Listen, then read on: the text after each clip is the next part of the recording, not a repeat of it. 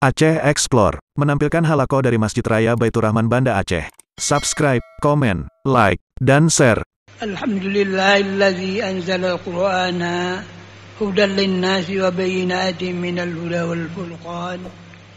Asyhadu an la ilaha illallah wahdahu la syarika lah. Lahul mulku wa lahul hamdu yuhyi wa yumiit wa huwa ala kulli syai'in qadir. وأشهد أن سيدنا ونبينا محمدا عبده ورسوله المبعوث رحمة للعالمين اللهم فصل وسلم على هذا النبي الكريم وعلى آله وأصحابه ومن تبعه إلى يوم الدين أما بعد فيا أيها الحاضرون والحاضرات ويا أيتها المستمعون والمستمعات rahimakumullah. Kaum muslimin, hadirin hadirat, sidang pendengar yang diberkati Allah di mana saja berada, yang dapat mendengar siaran ini baik melalui Radio Baitur Rahman maupun LPP RRI Banda Aceh. Demikian juga melalui saluran radio-radio swasta dan non-pemerintah di Provinsi Aceh. Seterusnya, semua radio yang turut merelay LPP RRI Banda Aceh. Adalah pertama-tama kita memuji Allah atas segala bentuk anugerah dan hidayahnya yang telah diberikan kepada kita. Anugerahnya yang besar yang telah dilimpahkan kepada kita tanpa henti-hentinya. Anugerah mana, nikmat mana yang tak dapat kita hitung dengan hitungan manusia. Terutama nikmat iman dan Islam, sehingga menjadikan kita ini hamba-hamba yang mukmin, hamba-hamba yang salih di bawah naungan Allah Subhanahu wa taala. Seterusnya marilah kita bersalawat dan bertaslim, terutama di malam-malam Jumat begini, kepada junjungan kita Nabi besar Muhammad sallallahu alaihi wasallam, yang dengan diutus beliau menjadi rasul, membawa rahmat untuk sekalian alam. Hadirin sidang jamaah, pendengar sekalian di mana saja berada, pada pertemuan kita di malam hari ini adalah kita ini bicara tentang kaitan dengan saat-saat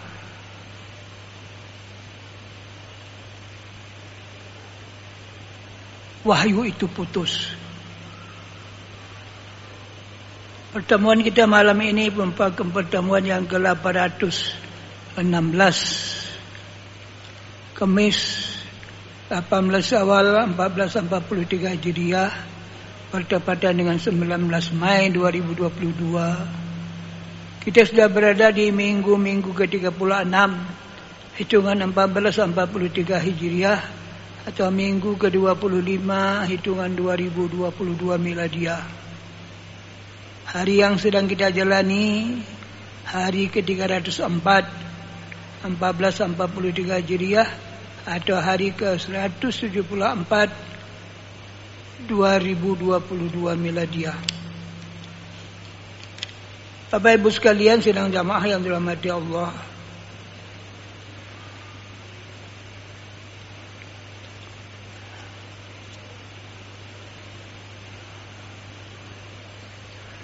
marilah kita memahami judul ini yang kaitannya dengan masalah nuzul Al-Quran dan kaitannya dengan masalah wahyu yang didatangkan Allah melalui malaikat kepada Nabi-Nya Muhammad SAW. Pokok bicara kita adalah saat-saat kekosongan wahyu. Untuk memahami tentang adanya dalam istilah umum disebut dengan fitratul wahyu, fitratul wahyi, kekosongan wahyu. Maka kiranya ada baiknya pemahaman kita tentang itu kita mulai dengan badul wahyi, dengan mulai turunnya wahyu. Menurut Sahih Bukhari dalam hadis disebutkan bahwa permulaan turun wahyu, bahwa seawal-awal yang diturunkan kepada Nabi kita Muhammad SAW adalah ayatnya yang pertama, yaitu Iqra bismi rabbikal ladzi khalaq. Lama setelah itu wahyu itu terputus, tidak turun-turun lagi, sehingga datangnya pada suatu saat nanti akan turun lagi wahyu dengan dimulai dengan ya ayyuhal mudassir. Sidaknya maaf Bapak Ibu sekalian dirahmati Allah, kita pahami bahwa ketika wahyu itu datang, itu dimulai dengan Nabi kita Muhammad SAW sering menyendiri di Gua Hira. Dia sering dalam bahasa lain berkhalwah atau bertapa dengan membawa bekal yang cukup. Setelah tekap, kalau bekal itu habis, kembali lagi mencari bekal, dan dia datang lagi ke Gua Hira. Dalam kondisi itulah wahyu datang. Jibril datang kepada Nabi Muhammad, di mana sebelumnya beliau sampai 3 malam berturut-turut bermimpi melihat cahaya terang di waktu subuh, di waktu fajar. Baru kemudian Jibril menampakkan diri dan datang kepada Muhammad SAW dengan menyuruh Nabi Muhammad SAW membaca. Kata malaikat Jibril, Iqra. Nabi Muhammad menjawab, Ma ana biqari'in. Aku tidak bisa membaca. Beliau lalu dipeluk erat-erat oleh malaikat sehingga merasa kepayahan. Dipeluk dan dilepaskan. Disuruh lagi baca Iqra. Ma ana biqari'in. Bacalah, aku tidak bisa membaca. Bukan berarti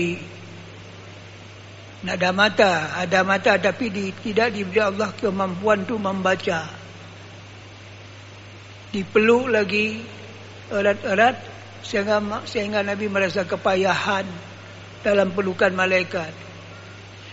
Dilepaskan. Lalu disuruh lagi membaca Iqra ma ana biqari'in. Bacalah, aku tak bisa membaca. Setelah 3 kali peristiwa itu terjadi, Muhammad dalam keadaan kepayahan, lalu malaikat meneruskan bacaannya. Iqra bismi rabbikal ladzi khalaq, khalaqal insana min 'alaq, Iqra wa rabbukal akram, alladzi 'allama bil qalam, 'allamal insana ma lam ya'lam. Surat Al-Alaq ayat 1 sampai 5. Inilah apa yang kita katakan tanda-tanda Nabi itu diangkat menjadi Nabi. Alamatun nubuwah, tanda Nabi diangkat menjadi Nabi. Bapak Ibu sekalian, setelah beliau dalam keadaan rasa takut, gemetaran, beliau lalu pulang ke rumah, mendapati istrinya Khadijah. Ketika beliau sampai di rumah, beliau memerintahkan Khadijah, Zammiluni, zammiluni, zammiluni, selimuti aku, selimuti aku, selimuti aku. Lalu Khadijah menyelimutinya, sehingga rasa takut, rasa gemetar, rasa dingin itu menjadi hilang. Apa yang terjadi kemudian? Nabi menceritakan kepada Aisyah apa yang baru kejadian. Kata Nabi, aku khawatir mungkin ada apa yang akan terjadi pada diriku. Khadijah mengatakan, tidak. Engkau tidak akan dihinakan oleh Allah. Engkau orang yang jujur. Engkau orang yang suka bersilaturahmi. Engkau orang yang suka membantu orang-orang yang perlu dibantu. Engkau memiliki sifat kesabaran. Dalam kondisi begitu, Khadijah mengajak Nabi keluar. Dibawanya Nabi ke sepupunya, Warqah bin Naufal. Warqah bin Naufal itu adalah seorang ahli agama. Dia agama Kristen yang sempat menerjemahkan kitab Injil ke dalam bahasa Arab. Sampai di depan Warqah, Nabi kata Khadijah, ceritakan apa yang terjadi pada dirimu kepada saudaraku Warqah. Lalu diceritakanlah apa yang terjadi itu. Ketika Warqah mendengar cerita Nabi, dia pernah mengatakan begini, ini adalah peristiwa yang seperti ini pernah terjadi pada Nabi Musa alaihissalam. Didatangi namus atau malaikat Jibril. Itu adalah tanda-tanda seseorang itu diangkat jadi rasul. Kamu tidak usah khawatir. Itu adalah tanda kerasulan. Perjuanganmu ke depan memang berat. Kamu suatu saat bakal diusir. Cuma sayang, aku mungkin tidak bisa membantumu karena aku sudah tua ini. Mungkin aku sudah meninggal. Dipertegas pertanyaan oleh Nabi, apakah aku diusir? Ya, kata Warqah. Ini adalah cerita tentang Bada'ul Wahyi, permulaan datang wahyu. Jadi surat Al-Alaq atau surat ke-96 ayat 1 sampai dengan ayat 5 itu turun. Ayat itu turun, kemudian lama berselang, ayat itu tidak turun-turun. Al-Quran tidak turun-turun. Dalam buku kajian tentang masalah wahyu ini disebutkan, awalu ma nazala minal Quran iqra bismi rabbik, sampai dengan malam ya'lam. Wa akhbara fi hadis Aisyah anna nuzulu Iqra kana allazi fi ghari Hira wa huwa awwalu wahyun summa fatara ba'da zalika. Dari hadis Aisyah menyebutkan bahwa Iqra, perintah baca tadi, itu Nabi saat itu berada di dalam gua Hira. Itulah merupakan wahyu pertama yang datang kepada Nabi. Summa fatara ba'da zalika.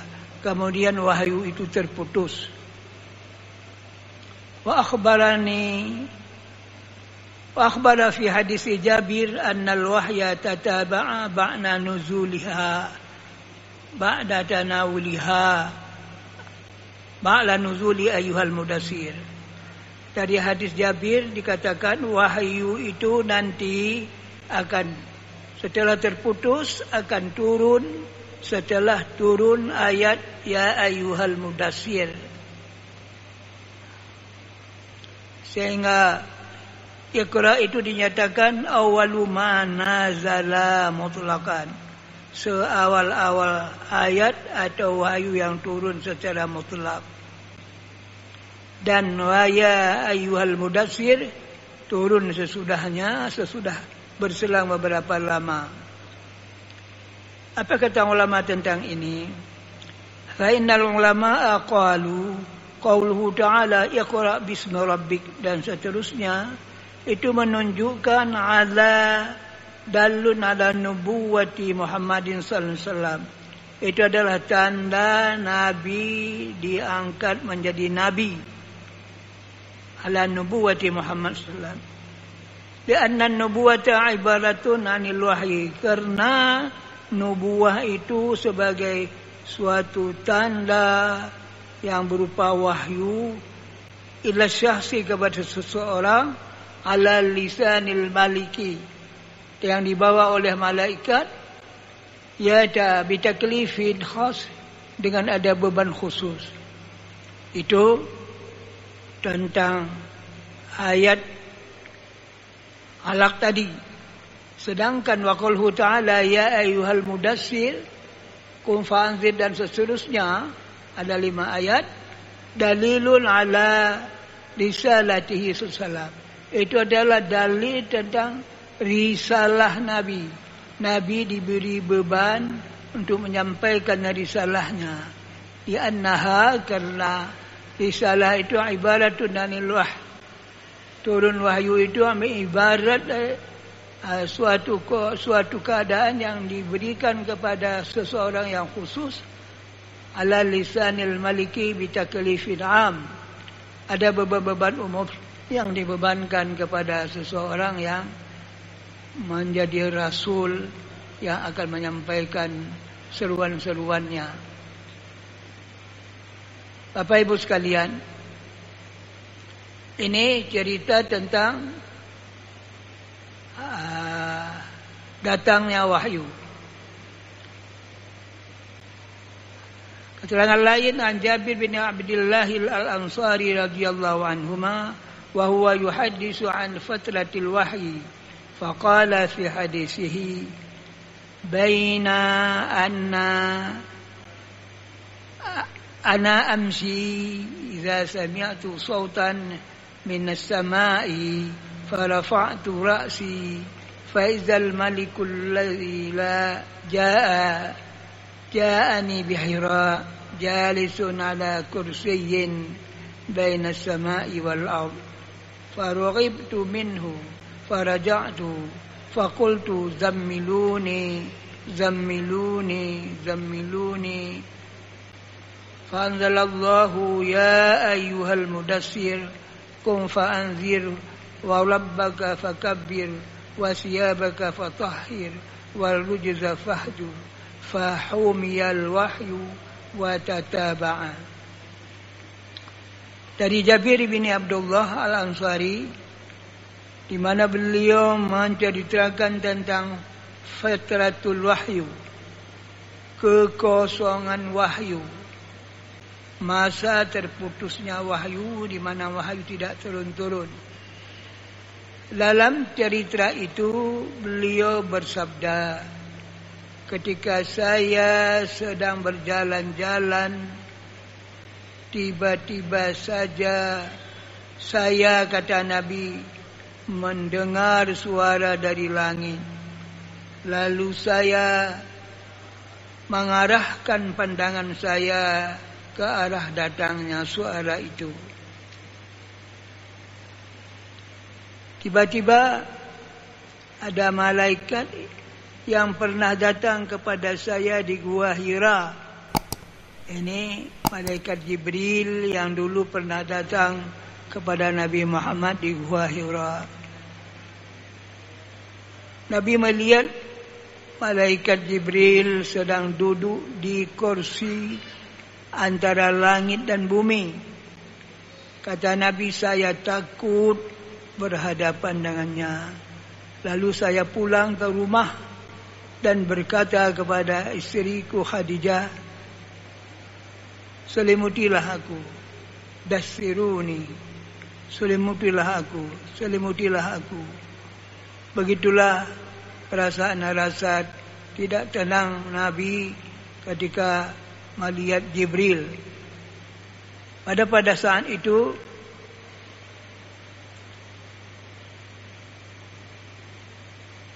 Jibril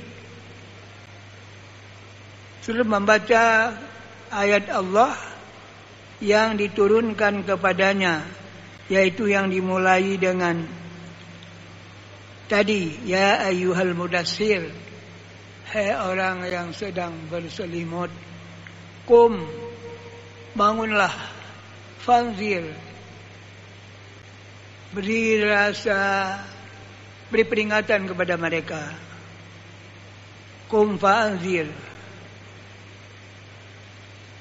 Rabbaka fakabbir, sembahlah Tuhanmu, wasiyabaka fatahhir, cucilah pakaianmu, bersihkanlah pakaianmu, dan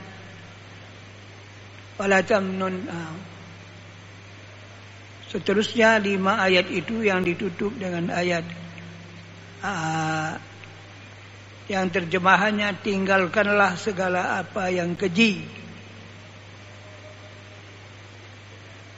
Ini 5 ayat ini merupakan gambaran ayat yang atau surat yang kedua turun yang Nabi masih berada di Mekah setelah terjadi wahyu itu putus beberapa saat tidak pernah turun. Ini adalah merupakan bagian awal mula kembali ayat-ayat itu turun. Kembali ayat-ayat itu terus menerus turun, sebagaimana seterusnya ayat itu akan berlalu hadis Nabi itu atau berlalu keturun ayat itu dalam jangka 22 tahun, 22 bulan dan 22 hari. Bapak Ibu sekalian, ini memberi gambaran kepada kita bahwa tugas seorang nabi menyampaikan risalah, dan risalah yang disampaikannya itu berasal dari wahyu yang diterimanya dari Allah Subhanahu wa taala.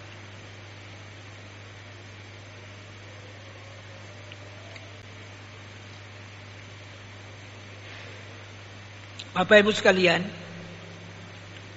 ayat-ayat Al-Quran itu tidak turun serentak. Dia turun munajjaman.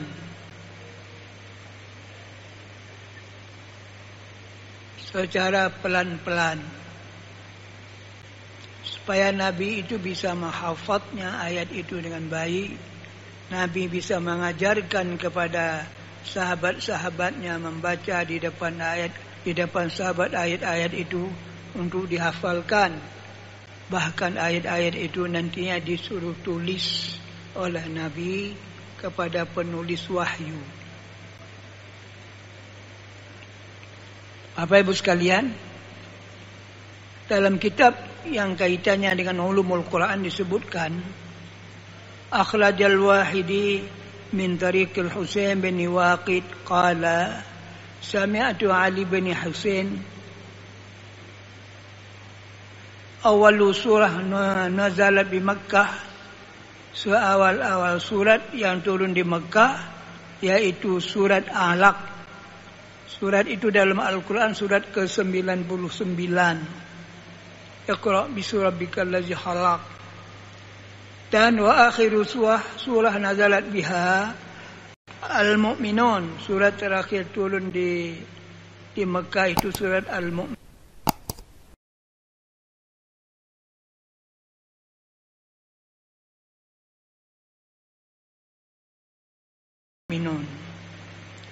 Seterusnya wa awwalu suratun nazalat bil Madinah, seawal-awal surat yang diturunkan di Madinah yaitu wailul lil musaffifin.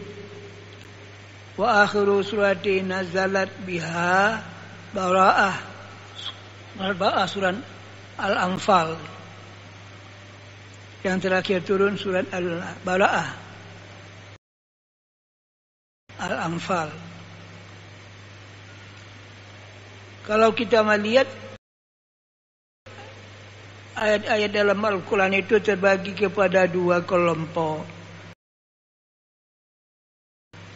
Pertama, apa yang disebut dengan ayat-ayat Makkiyah, dan yang kedua kelompok ayat-ayat Madaniyah. Ayat-ayat Makkiyah lebih mengutamakan masalah keimanan. Itu turunnya kira-kira 11 tahun selama Nabi di Mekah, mengajarkan tentang keimanan, akidah, tentang tidak boleh menyembah selain Allah, tidak boleh menyembah patung dan sebagainya. Sedangkan ketika Nabi di Madinah, ayat-ayat itu dinisbahkan dengan Madaniyah. Surat-surat Madaniyah ini lebih diutamakan kepada hukum-hukum, muamalah, macam-macam yang kaitannya dalam kehidupan manusia dengan manusia. Demikian juga tentang peribadatan, cara-cara peribadatan kepada Allah Subhanahu wa taala. Itu kebanyakan ayat-ayatnya turun di Madinah. Bapak-bapak sedang jemaah sekalian, kalau kita ingin pelajari lebih jauh, memang dah habis-habisnya masalah-masalah yang berkenaan dengan Al-Quran ini. Sehingga sebagian yang mungkin kita bicarakan pada malam ini seperti awalu ma anzalallahu minal Quran bi Makkah, Iqra bismi rabbik. Surat pertama-tama yang turun di Makkah yaitu Iqra, atau disebut surat Al-Alaq. Surat ke-96. Kemudian surat Nun wal Qalam. Kemudian surat Ayyuhal Muzambil. Baru kemudian ya Ayyuhal Mudassir. Urutan di sini adalah dinisbahkan kepada surat-surat Makkiyah. Kemudian baru Fatihah. Kemudian Tabat Yada Abi Lahab.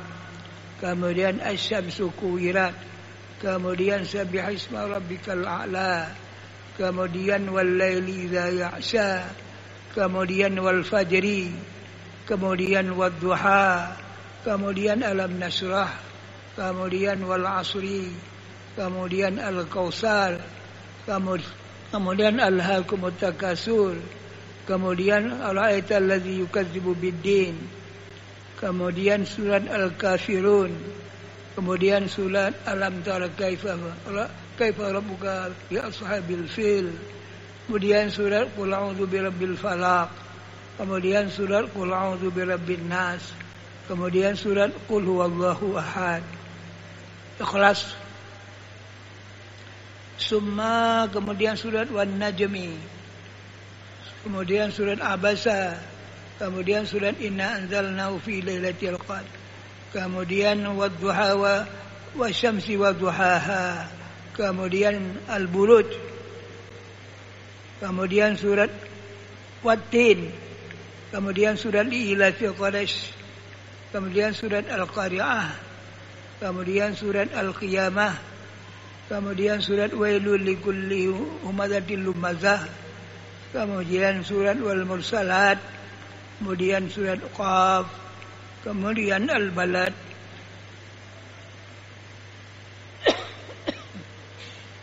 kemudian At-Tariq, lalu Iqtarabas Sa'ah, surat Shad, surat Al-A'raf, surat Jin, surat Yasin, surat Furqan, surat Malaikat, surat Kaf Ya Ain Sad, surat Taha, surat Al-Waqi'ah, surat Syu'ara,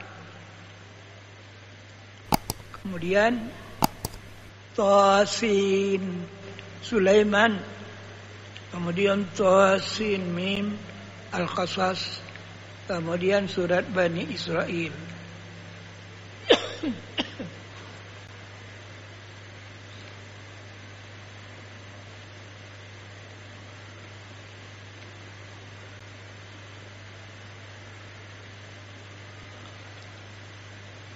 Kemudian surat At-Tasyah, yakni surat Yunus, surat Hud, surat Yusuf, surat Hajar, surat Al-An'am, surat As-Saffat, surat Luqman, surat Saba, surat Az-Zumar, surat Hamim Al-Mu'min, surat Hamim Sajadah, surat Hamim Az-Zuhruf, surat Hamim Ad-Dukhan, surat Hamim Al-Jasiyah, surat Hamim Al-Aqaf, surat Az-Zariyat, surat Al-Ghashiyah, surat Al-Kahfi, surat Hamim Ain Sin Qaf, surat Tanzilus Sajadah, surat Al-Anbiya, surat An-Nahlu. Kemudian Inna Arsalna Nuhan, kemudian surat Tur, kemudian surat Al-Mu'minun, kemudian surat Tabaraka, kemudian surat Al-Haqqah, kemudian Summa Sa'ala Sa'ilun, kemudian Amma Yatasa'alun Naba, kemudian Wan Nazi'at, kemudian Idza Sama'un Fatarat, kemudian Idza Sama'un Syaqqat, kemudian surat Rum, kemudian surat Ankabut, kemudian surat Wailul lil Musaffifin. Nah, itulah surat-surat yang turun di Makkah.